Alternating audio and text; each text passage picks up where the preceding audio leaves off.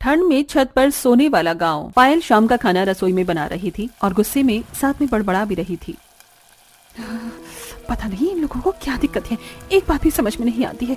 हमेशा बस अपनी ही मनमर्जी करनी होती है। अरे फिर हमारा इस घर में रहने का फायदा ही क्या है जब हमारी मर्जी का कुछ चलता ही नहीं है। एक तो इतनी ठंड है, फिर भी इन्हें समझ में नहीं आता। आखिर पायल इतनी ज्यादा गुस्से में क्यों थी, जानने के लिए जरा कहानी में आगे बढ़ते हैं। पायल खाना बनाकर सबको परोसती है। सभी टेबल पर बैठकर साथ में खाना खा रहे थे। चलो चलो, खाना तो खत्म होने वाला है। अब खाना खाते ही सब जल्दी से ऊपर पहुंच जाओ, सोने की तैयारी शुरू करो। आज वैसे ही पहले बहुत देर हो गई है। हाँ मम्मी, चिंता मत करो, बस अभी खाना खाकर ऊपर बिस्तर लगा देंगे, मैं और भाभी दोनों मिलकर। ठीक है, पहले हम ऊपर चले जाते हैं, उसके बाद तुम दोनों बिस्तर लेकर ऊपर आ जाना। हाँ जरूर, यही काम रह गया ना मुझे तो। सभी खाना खा लेते हैं और उसके बाद पायल और रिया दोनों मिलकर छत पर जाकर बिस्तर लगाने लगती हैं। दोनों बिस्तर बिछा ही रही थी, तभी वहां सामने वाली छत पर, जो उनकी दीवार से बिल्कुल दीवार सटी हुई थी, उनकी पड़ोसन बहू भी वहां पर बिस्तर बिछा रही थी। और पायल, घर का सारा काम खत्म हो गया? हाँ, सबने खाना पीना खा लिया है, अभी सबका बिस्तर लगा दूंगी, सब लेट जाएंगे। उसके बाद बस बर्तन धोने बचे हैं, जाकर वही धोऊंगी। एक तो इतनी ठंडी ठंडी हवा चल रही है और ठंड में रात को बर्तन धोना बड़ा मुसीबत होता है। इसलिए सर्दी में मैं तो पहले ही काम खत्म कर लेती हूँ, उसके बाद काम करने का मन ही नहीं करता, वो भी ठंडे पानी से। तभी वहां पर पायल और नेहा के ससुराल वाले ऊपर आ जाते हैं। अरे शीला आ गई, आज तो तू भी जल्दी छत पर आ गई, लेकिन आज तो बहुत ही ठंडी हवा चल रही है, बड़ी ठंड है, मैं इसीलिए मोटी रजाई लेकर आई हूँ। हाँ सच में बहुत ठंडी हवा चल रही है, हमने भी मोटे कंबल और रजाई निकाल ली है। अब सर्दी बढ़ेगी और मैंने सोचा तेरे और सरला दोनों के साथ मिलकर आज गप्पे लड़ाऊंगी, इसलिए मैं छत पर जल्दी आई। आज मेरे पास तुम्हें बताने के लिए बहुत धमाकेदार खबर है। क्या कहा, सच में? बता फिर तो जल्दी। अरे रुक जा, एक बार सरला को भी छत पर आने दे, वो भी बस आती ही होगी। तब तक मैं अपनी बहू से गर्मा गर्म चाय मंगवा लेती हूँ, छत पर ठंडी ठंडी हवा में चाय पीने का मजा आएगा। दरअसल ये गांव जहाँ पर हर किसी को छत पर सोने की आदत थी, पूरा गांव ही छत पर सोता था। उन सभी को छत पर खुली हवा में सोना बहुत अच्छा लगता था। इस तरह सभी छत पर पहले जाकर थोड़ी बहुत देर बात करने की आदत थी और उसके बाद सभी एक दूसरे से बात करते हुए सो जाते थे। लेकिन वहीं दूसरी तरफ जब पायल नीचे बर्तन धोने आती है तब वो गुस्से में बर्तन धो रही थी और वो पहले से ही गुस्से में थी।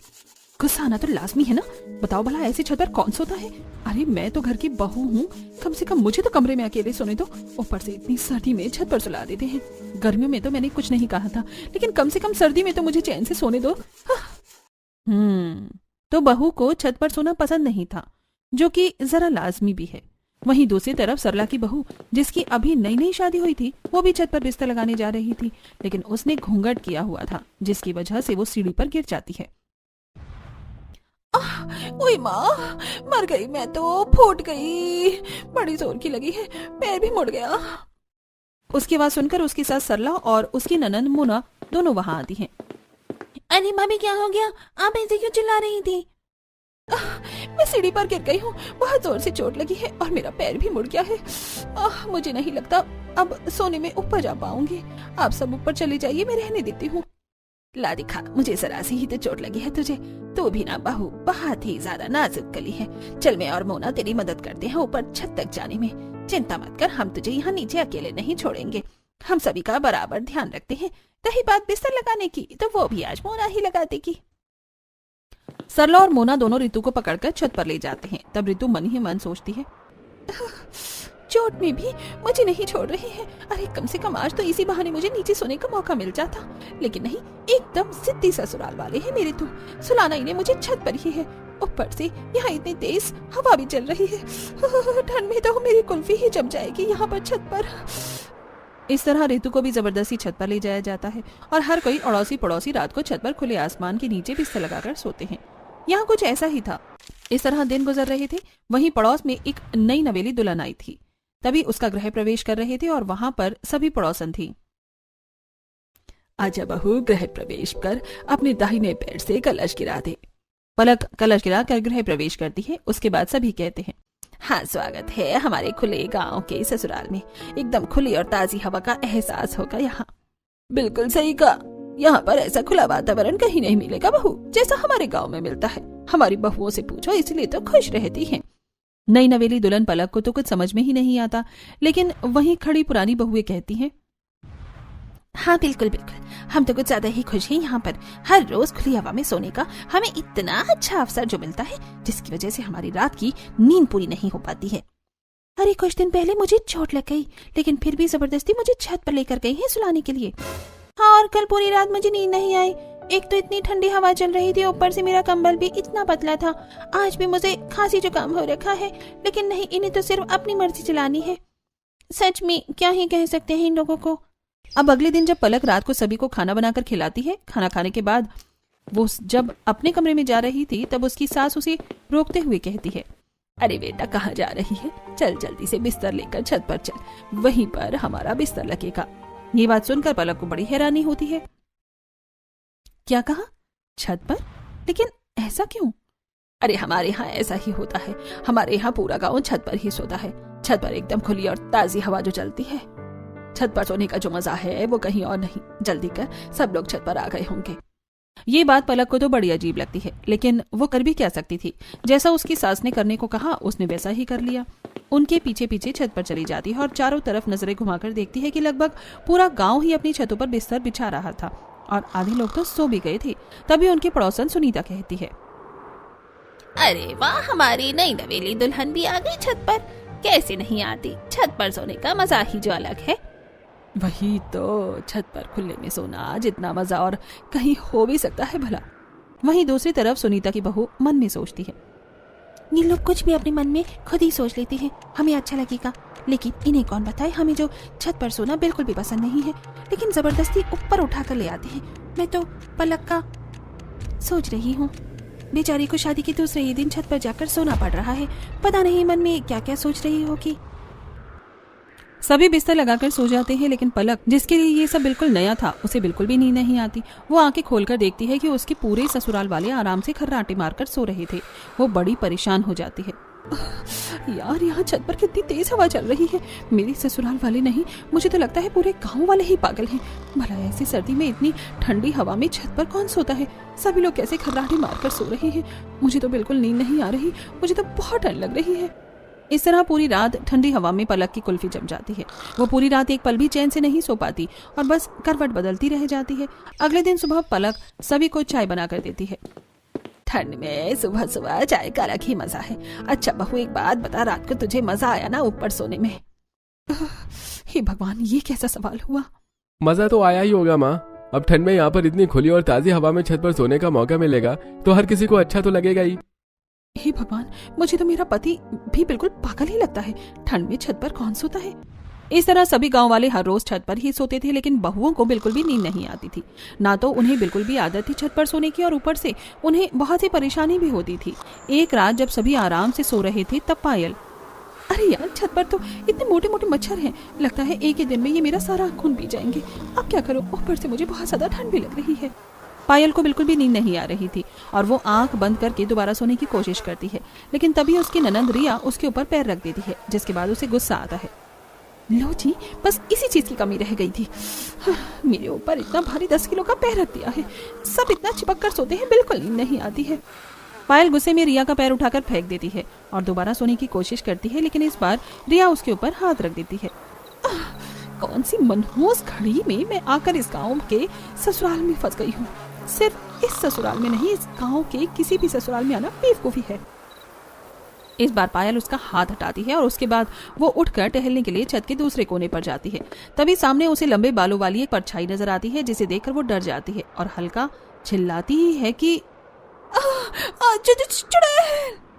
अरे शांत, चुप हो जा पायल, कोई चुड़ैल नहीं है, मैं हूँ सीमा। अच्छा, तुमने तो मुझे डरा ही दिया। तुम अब तक सोई नहीं? अरे यार, कहाँ? एक तो इतनी ठंडी हवा चल रही है, बड़ी ठंड लग रही है, ऊपर से इतने मोटे मोटे मच्छर काट रहे हैं, पूछो ही मत। सच में यार, मेरा भी यही बुरा हाल है। एक तो मेरे ससुराल वाले इतना चिपक कर सोते हैं, मुझे जगह ही नहीं मिलती।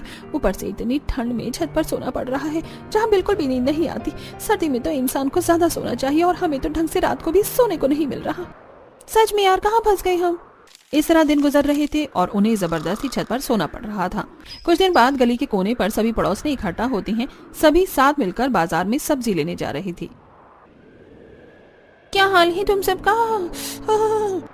क्या ही हाल हो सकता है, बद से बदतर हो रहा है। पूरी पूरी रात नींद नहीं आती, बस करवट बदलते रह जाते हैं। इतनी ठंड में ऊपर से जुकाम भी हो गया है। सच में इतनी ठंड में ढंग से सोने को भी नहीं मिलता है। देखो तो जरा हमारी हालत को, जीते जागते ज़ॉम्बी लग रहे हैं। सच में मेरी तो कुछ ही दिनों में हालत खराब हो गई है। आप सब तो फिर भी बहुत पहले से यहाँ पर रह रहे हैं, इतना समय कैसे झेला? सच में बस झेलना पड़ रहा है, लेकिन अब मैं बहुत परेशान हो गई हूँ। बस बहुत हो गया। आज मैं अपने ससुराल वालों से इस बारे में बात जरूर करके रहूंगी।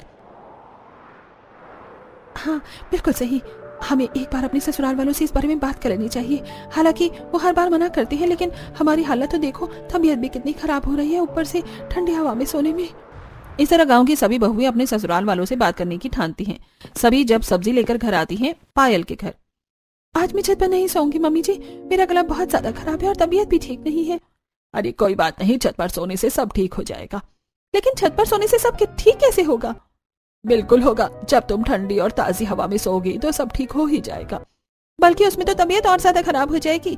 मुझे छत पर नहीं सोना है, मैं नीचे यहाँ अपने कमरे में अकेले से सो जाऊंगी। ऐसे कैसे सो जाओगी? हमारे घर की परंपरा है, हर कोई ऊपर छत पर एक साथ ही सोता है। तुम ऐसे हमारी बात के खिलाफ नहीं जा सकती। चुपचाप जल्दी से शाम का खाना और काम खत्म करो और बिस्तर लेकर ऊपर चली जाओ। वहीं दूसरी तरफ नेहा के घर में, मुझे छत पर इसलिए नहीं सोना क्योंकि मुझे वहां नींद नहीं आती और अब सर्दी भी बढ़ गई है, बहुत ठंडी हवा चलती है। तो क्या हुआ, रजाई भी तो मोटी है और हम भी तो सोते हैं, हमें तो कोई ठंड नहीं लगती। लेकिन माँ जी क्या छत पर सोना इतना ही जरूरी है? अब सर्दी है, बिल की भी कोई चिंता नहीं। अब तो मैं कम से कम आराम से अपने कमरे में नीचे सो सकती हूँ। नहीं, तुम्हें पता है हमारे गांव में ऐसा ही होता है। पूरा परिवार एक साथ मिलजुल कर रहता है और सभी काम एक साथ करता है। हम खाना भी एक साथ बैठकर खाते हैं और सोएंगे भी एक साथ ही। आगे से इस बारे में कोई बात ना हो। इस तरह हर किसी को वही बात सुनने को मिलती है। अरे भला सोने एक साथ क्यों जरूरी है? अलग अलग भी तो सो सकते हैं, लेकिन नहीं, इन्हें तो सोना भी एक साथ ही है। अगले दिन शाम को, आजकल छत पर सोने में कितना मजा आ रहा है ना, कितनी ठंडी मस्त हवा चलती है। सच में मजा आ जाता है, लेकिन कल मेरी बहू ऊपर छत पर सोने से मना कर रही थी। अरे मेरी बहू भी मना कर रही थी, मैंने तो डांट दिया। हाँ मैंने भी वही डांट दिया। बताओ, उन्हें तो कुछ पता ही नहीं है कि छत पर सोना कितना अच्छा होता है। हाँ मेरी नई नवेली बहू भी कल मना कर रही थी, लेकिन मैंने उसे भी समझाया कि ऊपर खुली और ताजी हवा में सोना कितना अच्छा होता है। एक तरफ बहुओं का अलग मत था और दूसरी तरफ सास का अलग, लेकिन अंतिम फैसला तो सास का ही चलना था। जब सीधे तरीके से बात करने पर काम नहीं चला, तब सभी बहुएं फैसला करती हैं। कहते हैं जब घी सीधी उंगली से ना निकले तो उंगली टेढ़ी करनी पड़ती है। तो दीदी चम्मच से घी निकाल लो। अरे पलक, ये कहावत है। बात यह है कि हम आखिर क्या ऐसा कर सकते हैं जिससे हमारे ससुराल वाले छत पर सोना छोड़ दें? क्यों ना हम अपनी ससुराल वालों को डराने की कोशिश करें। हम रात को फोन में नकली चुड़ैल की आवाज लगा देते हैं, तो उन्हें लगेगा कि गांव में कोई भूत का साया है, जिसके बाद सभी छत पर जाकर सोना छोड़ देंगे।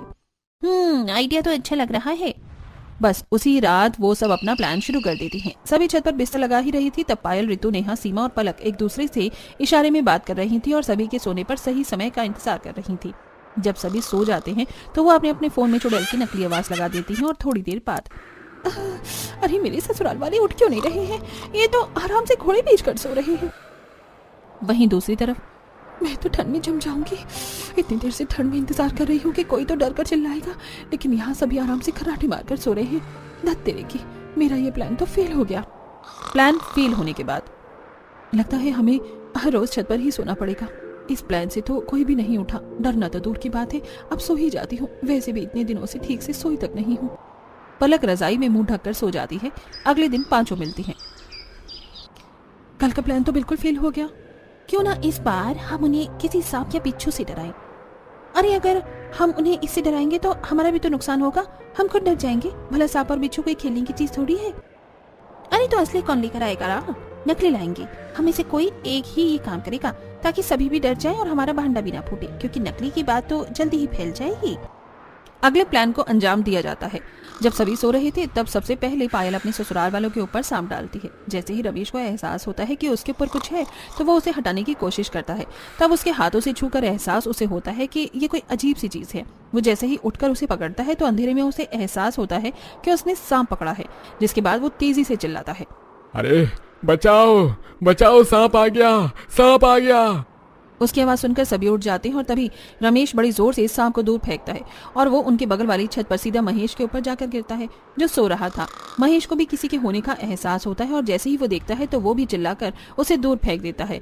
इसी तरह सभी उठ जाते हैं। और क्या हुआ जी, क्या देखा आपने? अरे मेरे ऊपर सांप आया था, मैंने उसे अभी फेंका है। क्या कहा पापा जी? सांप आ गया? देखा, यहाँ खुले में सोना बिल्कुल भी सेफ नहीं है, बहुत खतरनाक हो सकता है। वहीं बगल वाली छत से महेश भी डरते हुए कहता है, अरे मेरे ऊपर भी सांप आ गया था, मैंने अभी दूर फेंका है। ये तो बहुत खतरनाक बात है, अचानक से यहाँ सांप कैसे आ गया? देखो वो कोने में पड़ा है, हमें लाइट जलाकर देखना चाहिए, उसे भगाना चाहिए, नहीं तो खतरनाक हो सकता है। वो सब लाइट जलाकर देखते हैं तो उन्हें पता चलता है कि वो तो नकली सांप था। इसके बाद उन सबको गुस्सा आ जाता है। ऐसा मजाक करते हुए किसी को शर्म नहीं आती? किसने किया है हमारे साथ ऐसा भद्दा मजाक? अरे सच में ये तो बहुत गलत बात है, किसी को ऐसा नहीं करना चाहिए। बताओ कितनी ज्यादा गलत बात है। अगर हमें पता चल गया ना ऐसा मजाक किसने किया है तो हम उसे छोड़ेंगे नहीं। सोते हुए भी कोई किसी को डराना अच्छी बात है क्या? उन पांचों को जब एहसास होता है कि उनका भांडा फूट गया है तब सभी नर्वस होती हुई कहती हैं, सच में आंटी जी आप बिल्कुल सही कह रही हैं, जिसने भी ऐसा मजाक किया है बहुत गलत किया है। हाँ बिल्कुल सही किया। भला ऐसे सब करना भी शोभा देता है क्या? वही तो बहुत गलत बात थी। ये तो शुक्र है कि असली सांप नहीं था, लेकिन अगर असली सांप छत पर आ जाता तो कितना गलत हो जाता। हमें ऐसे बाहर खुले में नहीं सोना चाहिए, थोड़ा सावधानी रखनी चाहिए। हाँ चलो, शुक्र था कि ये असली सांप नहीं था और असली सांप आएगा भी नहीं। चिंता मत करो, हम इतने सालों से छत पर सो रहे हैं, आज तक ऐसा कुछ भी नहीं हुआ। बस किसी मूर्ख इंसान ने नकली सांप फेंक कर भद्दा मजाक किया है। यहाँ असली सांप वगैरह कुछ भी नहीं आने वाला, सब आराम से सो जाओ। इस तरह सभी अगल बगल में छत पर एक दूसरे को समझाकर और बात करते हुए वापस से सो जाते हैं। फिर से पायल भीड़ में सोते हुए सोचती है, अब इतनी ठंड में छत पर ही सोना होगा। हे भगवान, मेरा तो दूसरा प्लान भी फेल हो गया। मुझे तो लगता है बुढ़ापे तक मुझे छत पर ही सोना होगा। तभी रिया अपना पायल पैर रख देती है। हाँ बस इसकी और कमी बाकी थी। इस तरह उन सभी ने अब हार मान ली और उनके ससुराल वाले यानी पूरा ही गांव छत पर सोना नहीं छोड़ सकता था। लेकिन वहीं दूसरी तरफ हर किसी की अब तबीयत कुछ ज्यादा ही खराब हो रही थी।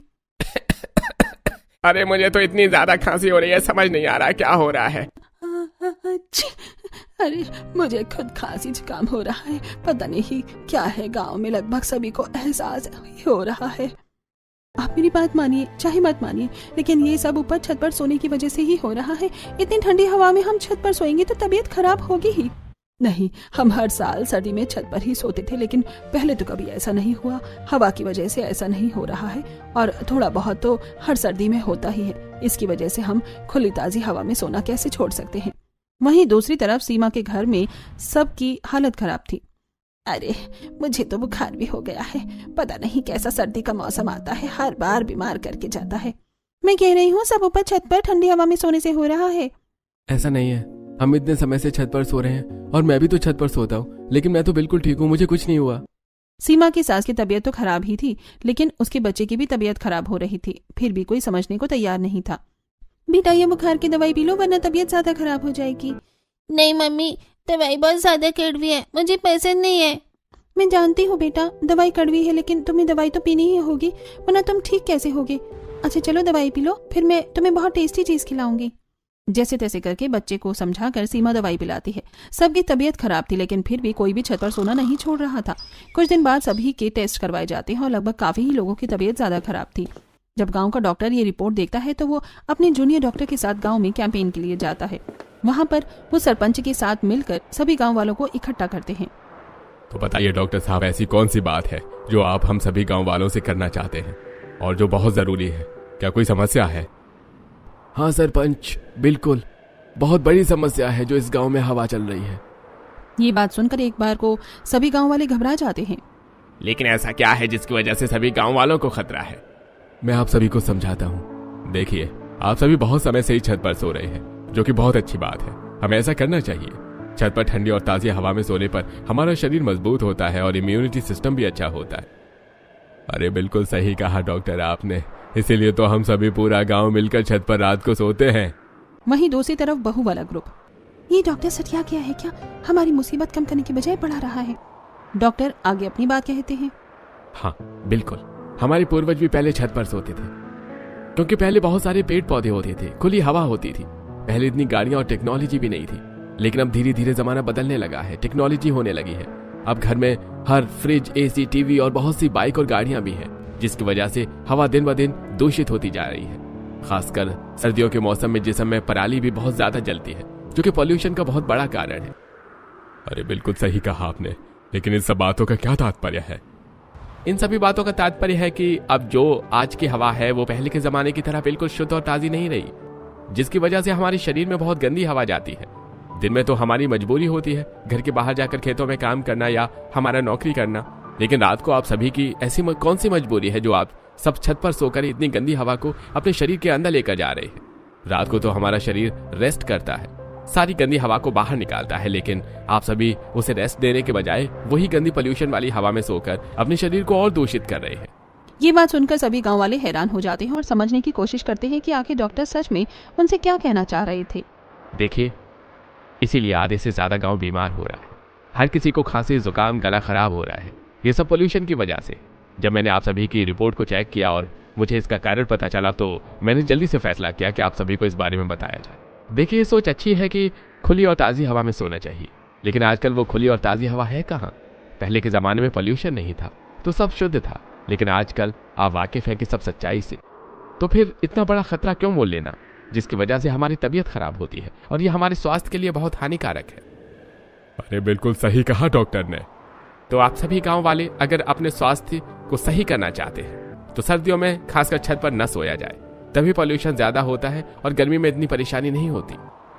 अरे तो गांव वालों सभी ध्यान से सुनो, हमारी पुरानी जो प्रथा थी छत पर सोने की, वो पुराने जमाने के हिसाब से ठीक थी, लेकिन बदलते समय के हिसाब से और बढ़ते पॉल्यूशन की वजह से अब हमें फैसला लेंगे कि छत पर कोई न सोए। खासकर सर्दियों में सभी अपने परिवार के साथ अब नीचे अपने कमरों में ही सोएंगे। इस तरीके से ऑफिशियली ये गांव के सरपंच द्वारा निर्धारित हो जाता है। सभी गांव वालों को भी ये बात समझ आ जाती है और वो भी छत पर सोने का फैसला छोड़ देते हैं। सभी डॉक्टर के पास जाकर धन्यवाद करती हैं। हमें खुशी है कि हमारी बात सुनने के बाद आपने सभी को समझाने का निर्णय लिया। हमारी मदद करने के लिए आपका बहुत बहुत शुक्रिया।